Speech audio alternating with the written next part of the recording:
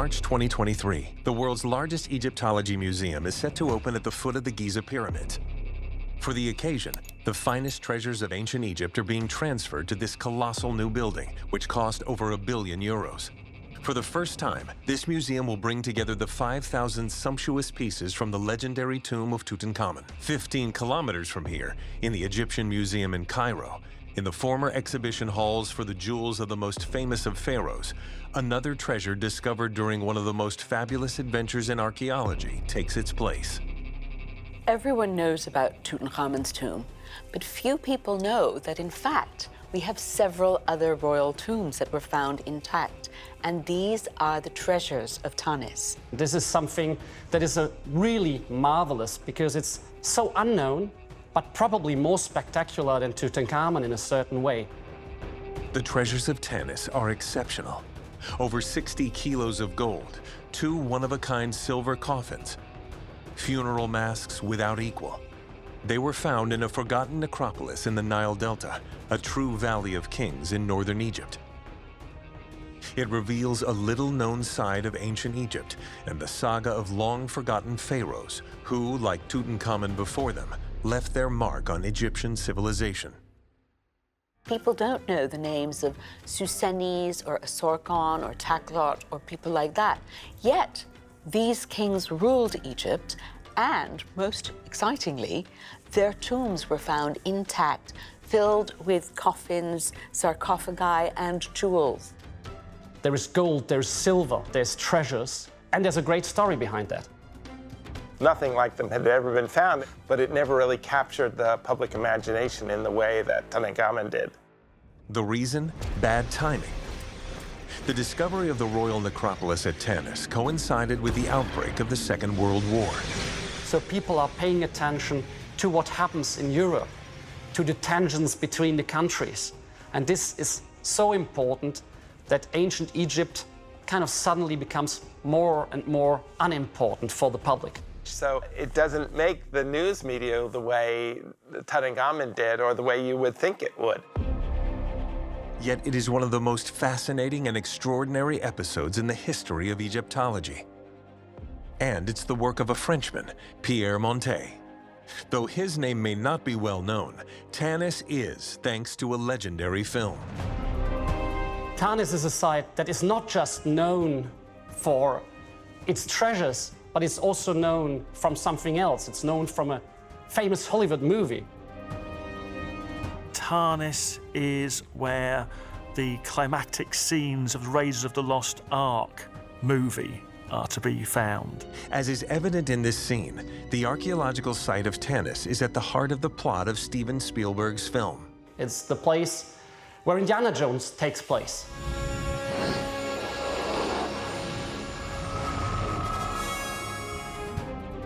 This masterpiece of adventure cinema is loosely based on the real history of the site, a city revived by an Egyptologist and his team against the backdrop of a world in chaos. To understand the significance of this discovery, you must travel 1,000 kilometers from Tanis.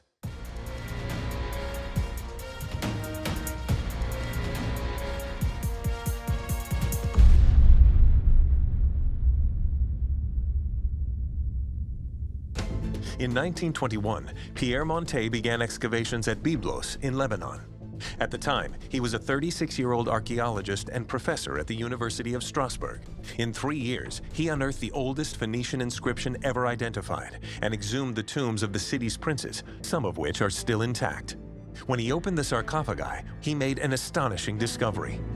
The rulers there regarded themselves very much as the friends of the Egyptians, and they were buried with treasures which included Egyptian items. The remains are covered in Egyptian treasures that are as wondrous as they are beautiful. This find confirms the close links between Egypt and Phoenicia in antiquity. Pierre Montet found what he was looking for in the years to come. And he wanted to trace when it started, its extent, and what it meant, not just for the history of Lebanon or the history of Egypt, but for the entire Mediterranean world. He's very much interested in this connection between the cultures. He's finding lots of evidence of Egypt in Lebanon, and he's perhaps beginning to think, what evidence might there be of foreign cultures back in Egypt? It was with this goal in mind that he found himself on the delta of the Nile in Egypt. One site in particular drew his attention: Tanis. It is a site known for a very long time, that has a very long history, a very important site just judging from the monuments that are lying around everywhere on the surface. The city had been excavated to some extent by archaeologists previously, but they had by no means finished the job. There was a lot more still there to discover. Could Tanis bear any traces of the Phoenicians or other Near Eastern people? Pierre Montet is convinced that it does. From 1929 to 1939, Pierre Montet multiplies his discoveries. In 10 years of excavations, he identifies most of the major monuments in this multi-layered archaeological site. Montet makes the city start to rise from the ashes. It's now beginning to look like a real ruined city rather than just simply a disaster zone. The layout of all of this were a huge boost to our understanding of an urban and religious center in the Delta, as well as bringing Tanis from obscurity into the forefront of the Egyptological world. The most important is the Temple of Amun. This colossal structure, measuring 400 by 300 meters, is the size of the Louvre Museum. It is a massive temple enclosure, befitting the kind of religious site devoted to the Egyptians' principal deity, Amun. But no one was expecting the arrival of new enemies. The Nazis have been increasing pressure in Europe since seizing power in Berlin in 1933. The whole world is marching to war. The Nazis are in power in Germany. They are beginning to build a very strong nation, strong economically, strong militarily. The Egyptologist is increasingly worried. He fears he will not be able to complete his work. If hostilities actually break out, how can work be carried on? What could happen if work is suspended? Why the political situation in 1939 is so problematical, Pierre Montet sets out to go to Tanis, and he will make the discovery of his life. It will be the probably most important season of excavation of Montet, and it's one of the most important seasons of an excavation in all the history of Egyptian archaeology. January 1939. Despite fears of a Second World War, Pierre Montet begins his 11th season of excavations. When he goes to Egypt for that season, Montet is unaware that that season will bring to light something unimaginable, something that makes whatever he'd found over the previous 10 years completely fade into the background. The Egyptologist and his team move tons of earth in search of new clues. And then comes the startling realization that if powerful pharaohs have succeeded one another here, is it possible they are also buried here? Where were the people buried? Where are the cemeteries? In the surrounding area, no tombs are discovered, no necropolis, and even less a royal necropolis. If this is northern Thebes, then logically, there must be the equivalent of the Valley of the Kings. The Valley of the Kings near Thebes, in present-day Luxor, was home to the tombs of the pharaohs of the 18th, 19th, and 20th dynasties, those of Tutankhamun, Ramses, and Thutmosis. The final resting place of these illustrious monarchs was outside the city. We have the Valley of the Kings, we have all these famous tombs of the great pharaohs of that period. But after this period, the tombs of the kings are missing. The reason is simple. All these tombs, with the exception of Tutankhamun's, were plundered in ancient times, leading subsequent pharaohs to change their strategy, particularly in Tanis. What they decide is that instead of burying the pharaohs out in the secret desert, they'll put them where everybody can see them, in the middle of the temple. We are inside a sacred area. Never before have kings considered building tombs inside a sacred area. This is a domain reserved for the gods.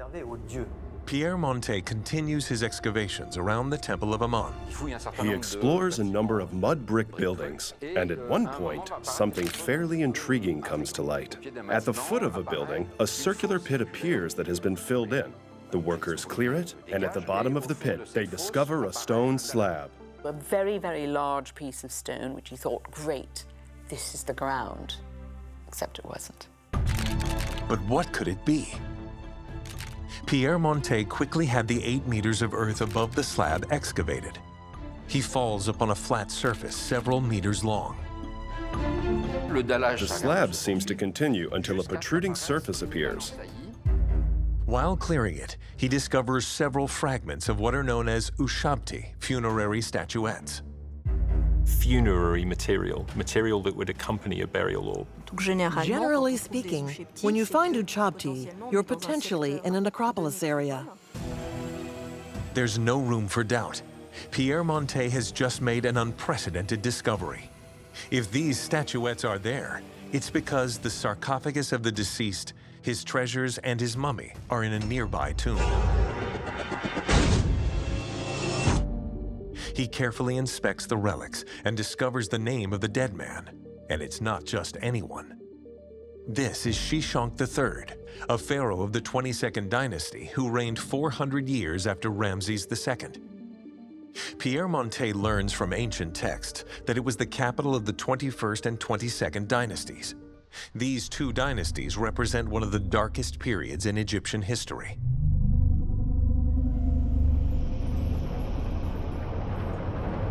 Around 1000 BC, the unity of the empire was shaken after the death of Pharaoh Ramses XI.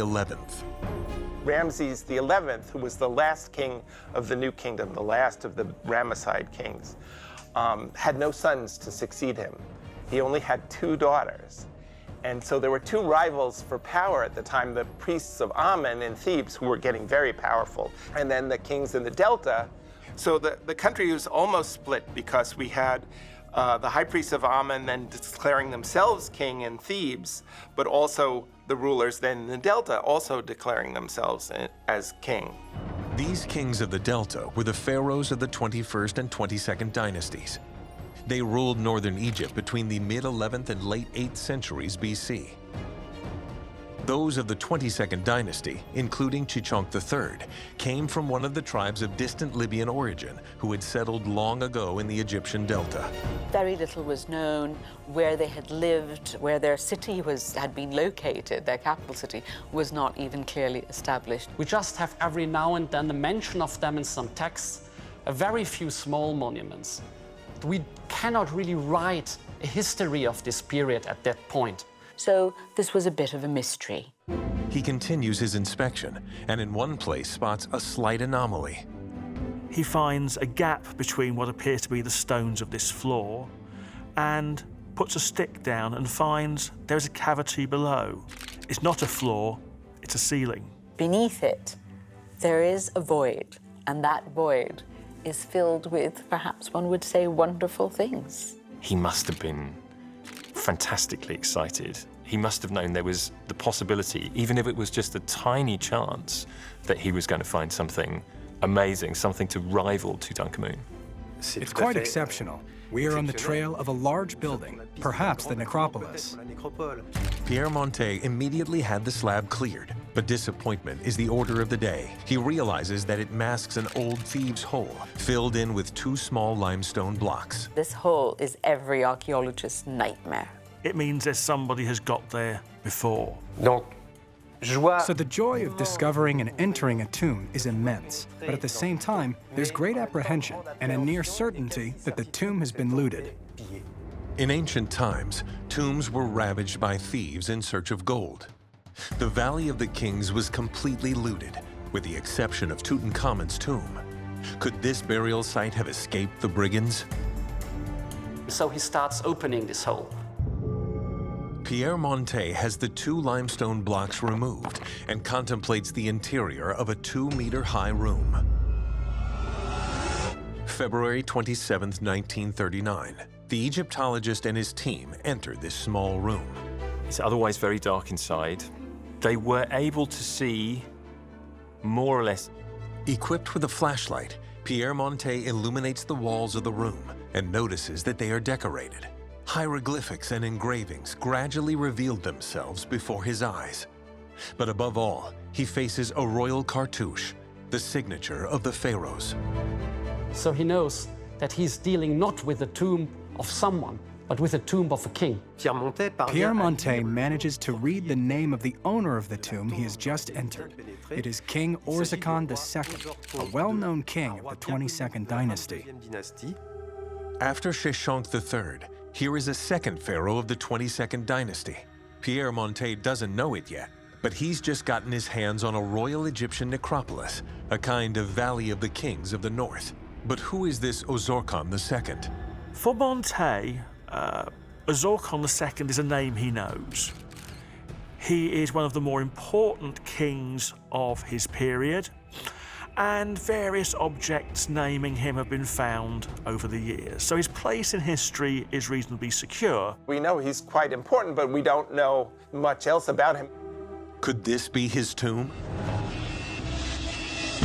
If so, what might it reveal about this pharaoh? The discovery of his sarcophagus and treasure would reveal a great deal more about him and one of ancient Egypt's least known dynasties.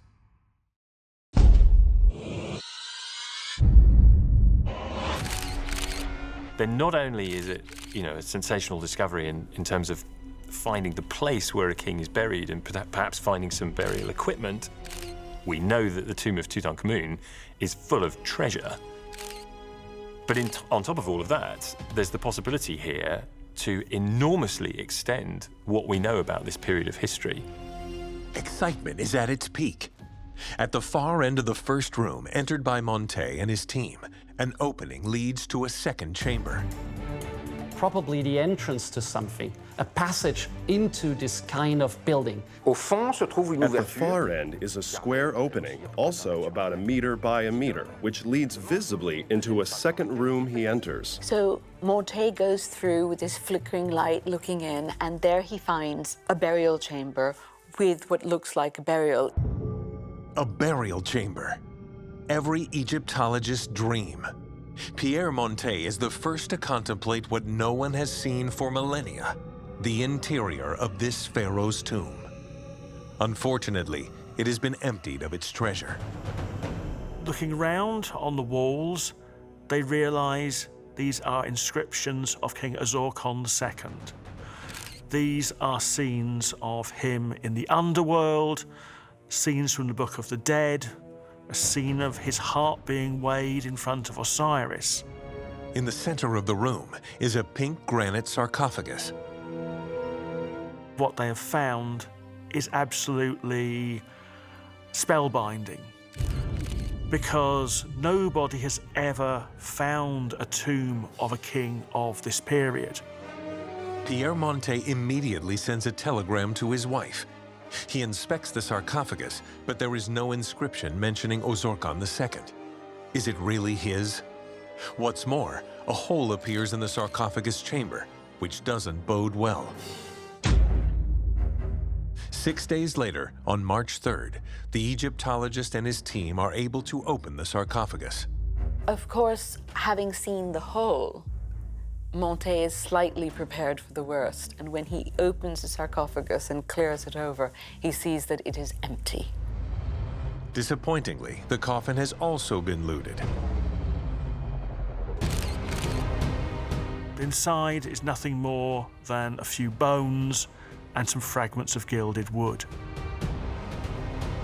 So no sign of the treasures that one would expect from the tomb of a pharaoh. Montet is clearly disappointed, but there may be more to be found in the tomb. Despite the disappointment, the discovery of this tomb is a great step forward for Egyptology. But the archaeologist doesn't stop there. He goes on searching for more because he starts realizing probably there's more than just this one tomb. Pierre Montet has no idea that he's about to uncover a real necropolis that will help us to understand a whole part of Egyptian history that was unknown to us until then.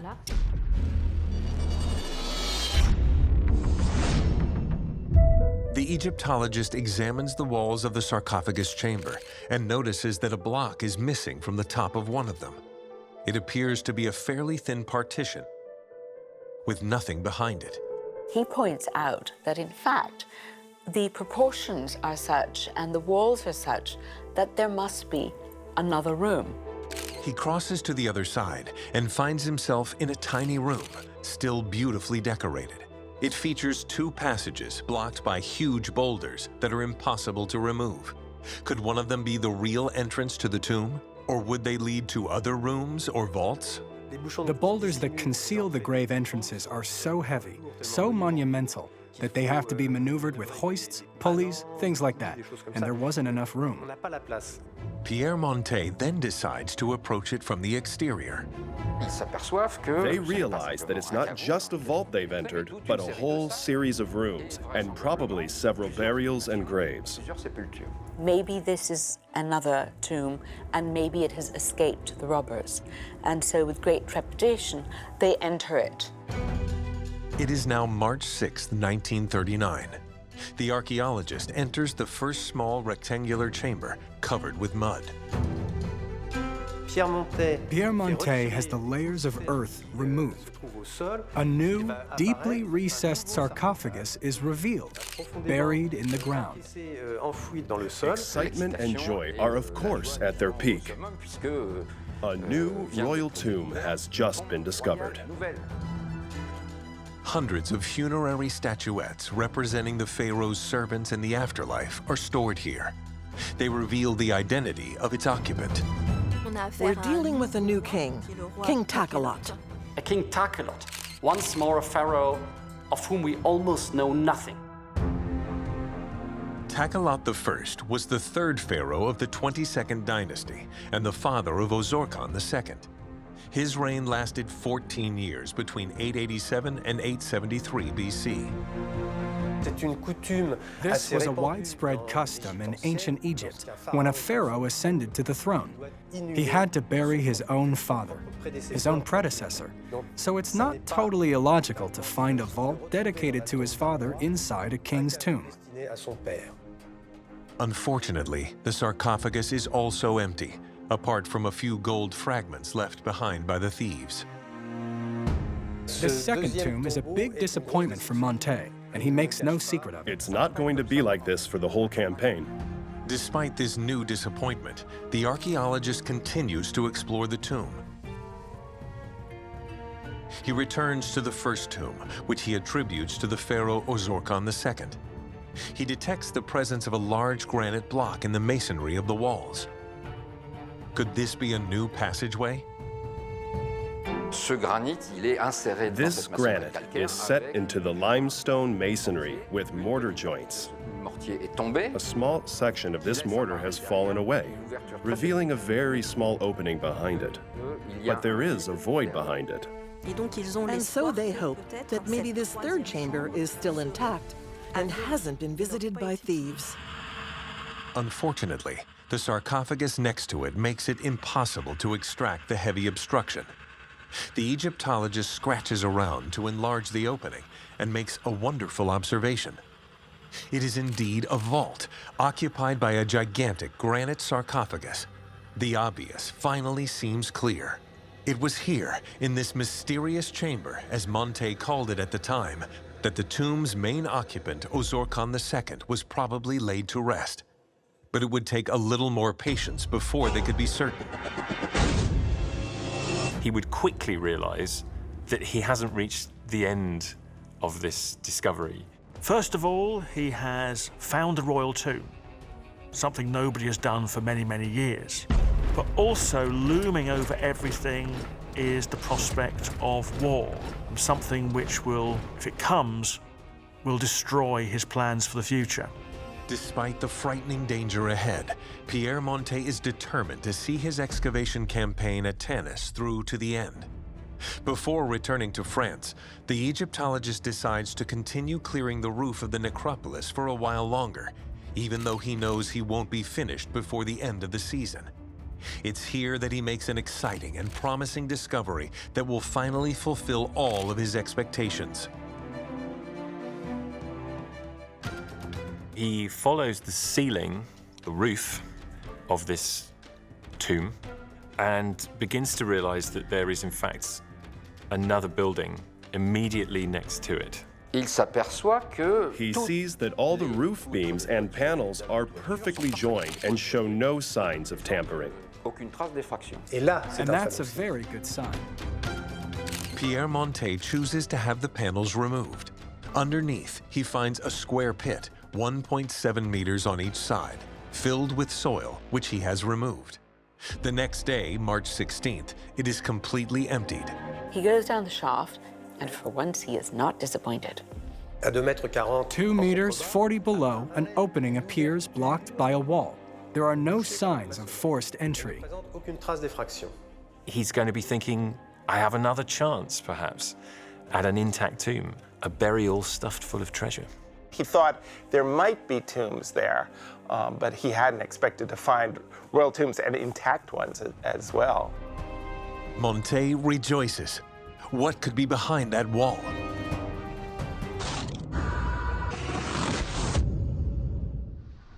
The day comes to an end. He postpones the opening until the next day. Friday, March 17th, at dawn, Pierre Montet and his team descend to the bottom of the shaft and set about unsealing the wall. And this time, it's easier to remove. It's lime or plaster mortar, so it's relatively easy to loosen them and then remove the blocks. The archaeologists first enter a small corridor where they must crawl on all fours. And there's no doubt about it. It's a vault, and it's an intact vault. The walls are adorned with inscriptions and a royal cartouche, that of Psusennes I, an important pharaoh of the city of Tanis in the 11th century BC. The name on the wall, he's thinking, is the clue to the owner of this tomb. But it isn't the most striking thing that he sees in this chamber. A site which few other archaeologists had ever seen or even imagined was before Montet's eyes. In the middle of this cellar, unusual and intriguing reflections stand out. He couldn't see very well, and yet the light catches something glinting. It's something metallic.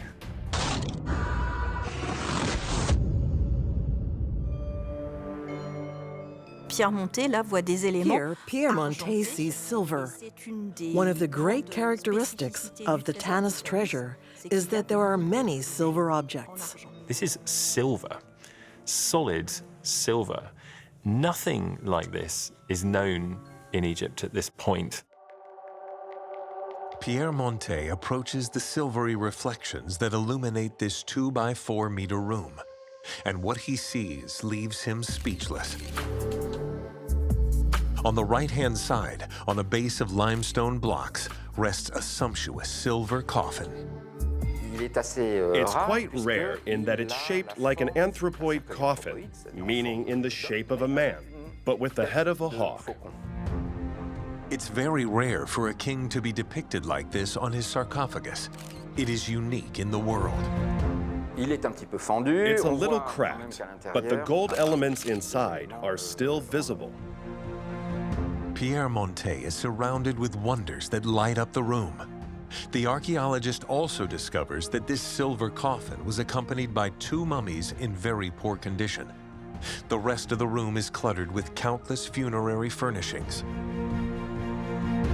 We also have shabtis and other grave goods, so he is so excited. And the inscriptions everywhere keep mentioning Psusennes. So Montet crawls out, thinking maybe this is Psusennes. Every indication is that nobody has entered this room since the last burial was placed there. This time, Pierre Montet is right. A month after his discovery at the Tanis necropolis, he has finally unearthed an intact tomb, and not just any tomb. Nothing like this has ever been found before. It's completely unique. So he was rewarded beyond his wildest dreams, but there was even more still to come that he didn't know. End of the day on March 17th. Incredible.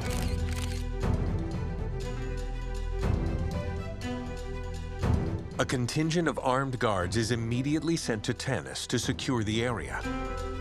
This discovery is, of course, a sensation, and news spreads like wildfire. An intact pharaoh's tomb and its fabulous treasure have been discovered. This is potentially a new Tutankhamun for the 1930s.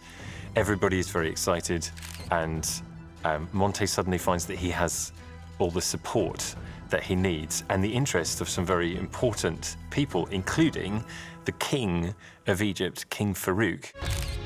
The 19-year-old Egyptian king arrives in Tanis to witness the opening of the coffin, a moment in history that will bring Pierre Montet face to face with a new enigma. It's March 20th, 1939. It is with great emotion that Pierre Montet and King Farouk approach the sovereign's coffin, not suspecting for a moment that a major surprise awaits them. He is going to be thinking that this is Psusennes I. The name is on the wall. This must surely be Psusennes, and yet it's not. The archaeologists clean the tops of the coffin and realize that the inscriptions show that it is not Psusennes I buried there. But a ruler who is once again called Chechonq or Shashank or Shashak.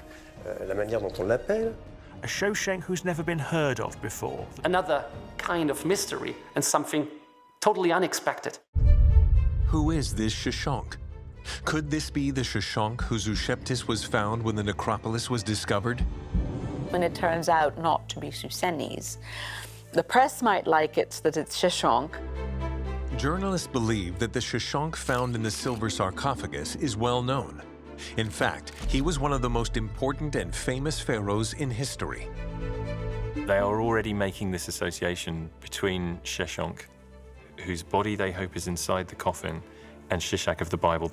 Shashank in the Old Testament is said to have conquered the city of Jerusalem on the death of the famous King Solomon, looting his city and taking everything with him, including the legendary Ark of the Covenant.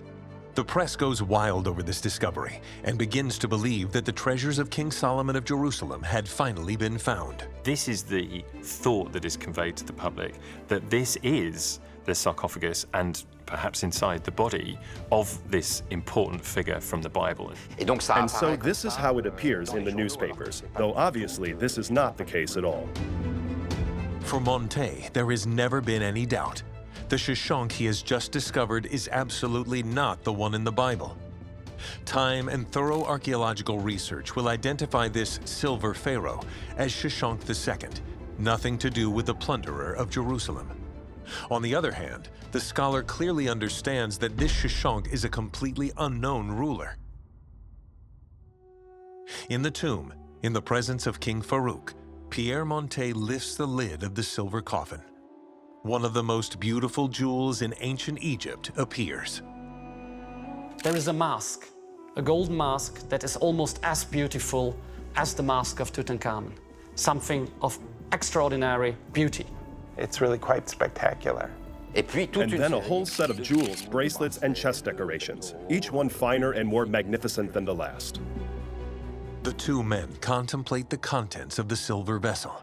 Adornments and jewels are clearly visible and appear to be in place, but are tangled together, revealing that the burial site has sustained considerable damage. The mummy is gone. Only the bones remain. Unlike the dry climate of the Valley of the Kings, the humidity of the Nile Delta is not conducive to preservation. The remains of Shashank, and indeed of the other kings who were found in the cemetery, were all reduced to badly decayed skeletons. In spite of everything, the discovery is extraordinary and the joy is tremendous. As for the other two mummies, they cannot be immediately identified. It is only much later that the study of a few Eusheptis found nearby allows us to restore their identity.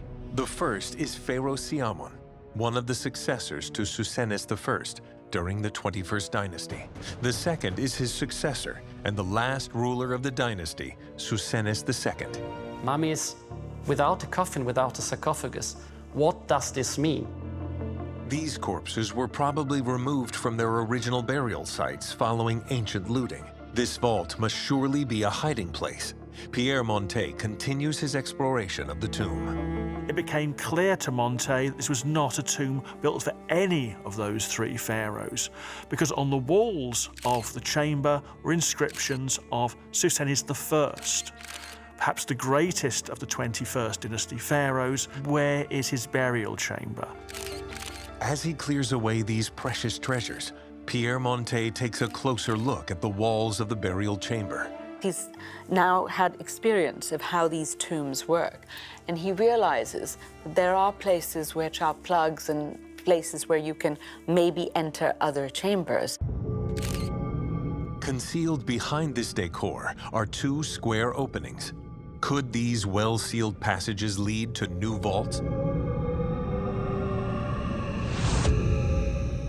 But there's not enough time to go any further.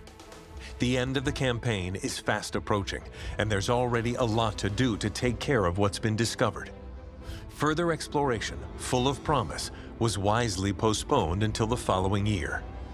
Before returning to France, Pierre Montet longs to discover the secrets of the mysterious chamber for the giant sarcophagus seen in the other tomb. Around the granite plug, which cannot be removed, he enlarges the opening, which, 3 weeks earlier, had provided a brief glimpse of the vault's interior. Pierre Montet manages to get a slightly larger opening, about 30 centimeters wide, but it's still a very narrow opening. He tries to enter the tomb, to no avail.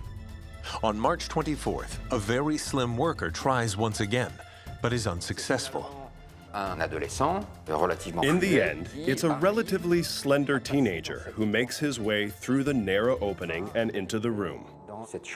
And it is that member of the team that is able to say to Montet, yes, there is something inside here. The young teenager circles the giant sarcophagus and carefully inspects the vault. There's obviously an opening that's been sealed, so most certainly another thief's hole, which provides hope that they will ultimately be able to penetrate the vault. Pierre Montet then places all his available workers in this area and asks them to speed up the opening of the roof since time is running out. The end of the campaign, scheduled for the first week of April, is fast approaching. On March 26th, the Egyptologist finally enters the Great Vault and discovers a granite sarcophagus of colossal dimensions, over 3.5 meters long. Is this indeed the sarcophagus of Osorkon II, as all the inscriptions in the previously discovered rooms suggest? There's nothing yet to confirm this, but there's little doubt.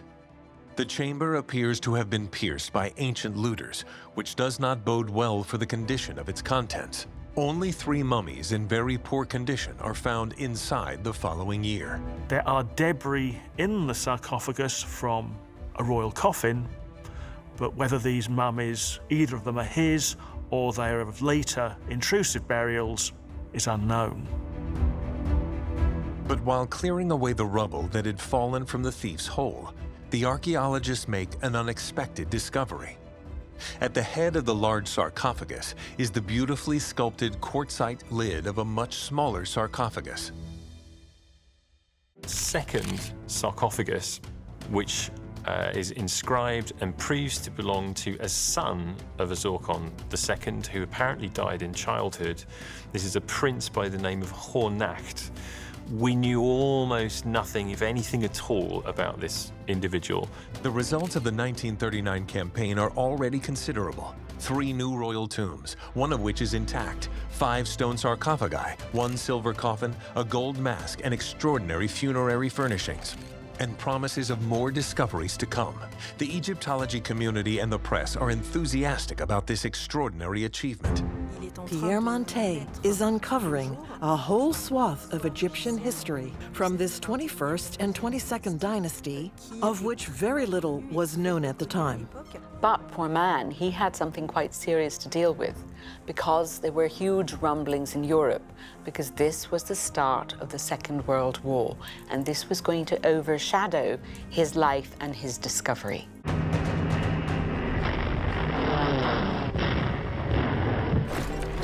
The end of 1939. France and Germany have been officially at war for 4 months without direct combat. Hitler is busy destroying Poland.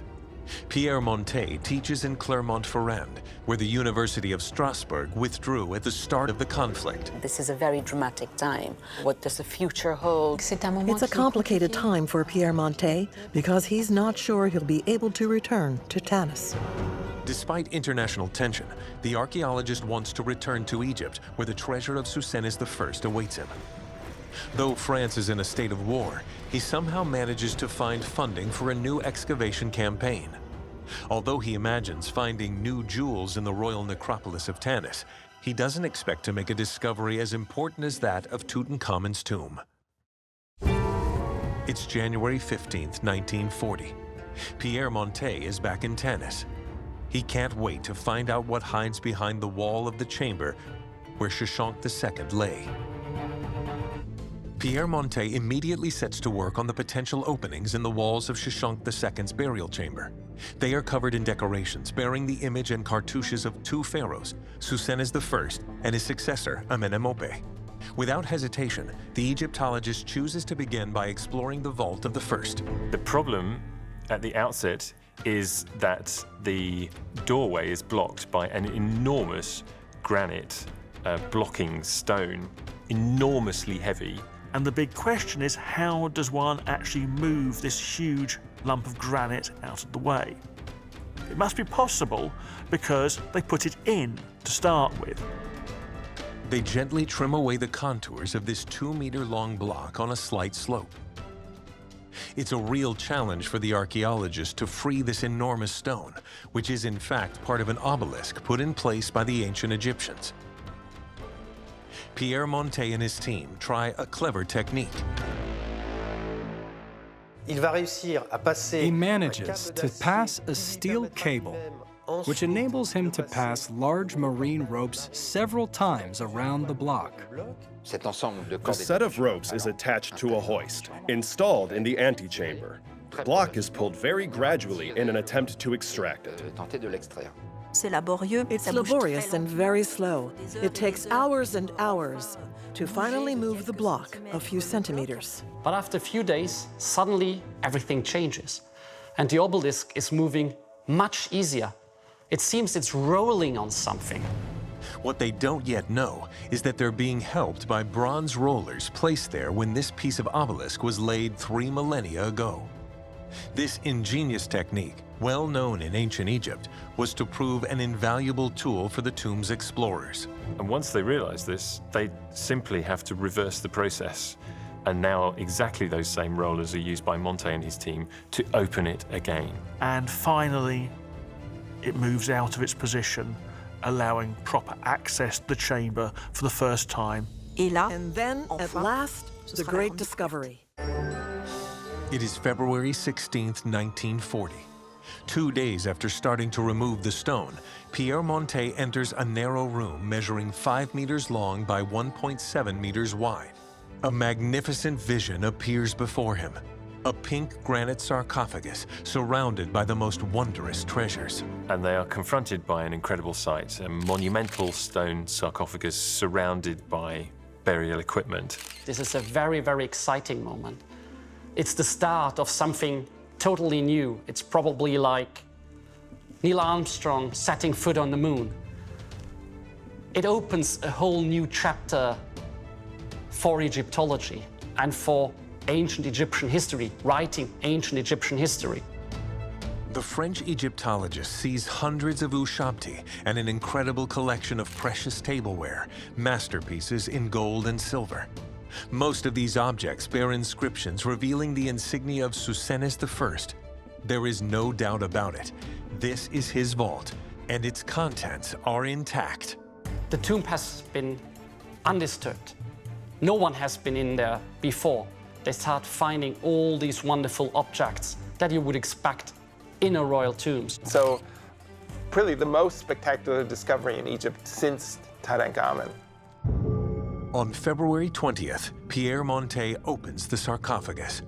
The lid, weighing 800 kilos, is gently lifted using levers. Inside, 2 other coffins are assembled like Russian dolls. As with Tutankhamun, we also have this system of nesting dolls. meaning a coffin inside, which is a coffin inside, which is a coffin. The last of these is one of the most beautiful jewels in the history of archaeology, a new silver coffin unlike anything in the world. This time, it doesn't depict a falcon's head like the one on Chechonq II. This is the face of the pharaoh.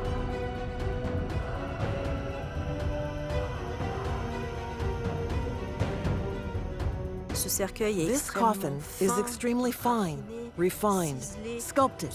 It's a pure marvel, a pure jewel. So this was something, except in silver, to rival what we had in Tutankhamun's most inner coffin.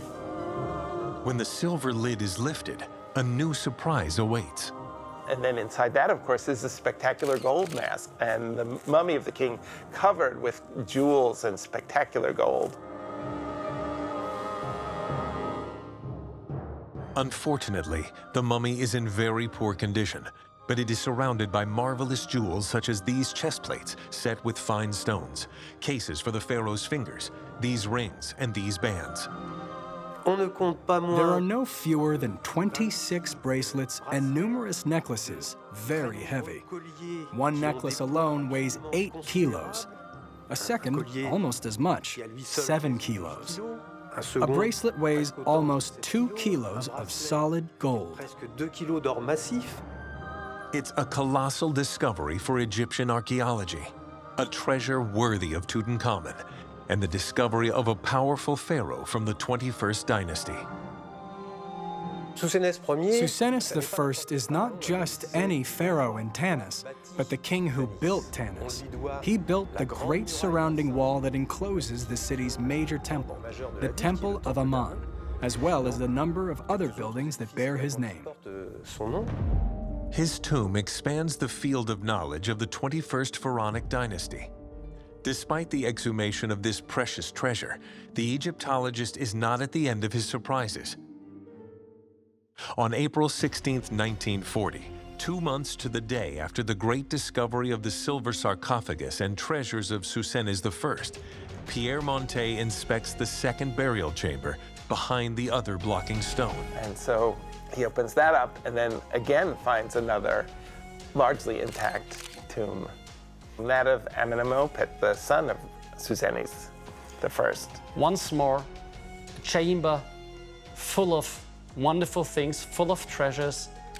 Once more with the mummy that has fallen into dust. But once more, he finds another king in Tanis. Such an event should have shaken the whole world. But it is the spring of 1940, and France has just suffered a heavy defeat at the hands of the Nazis.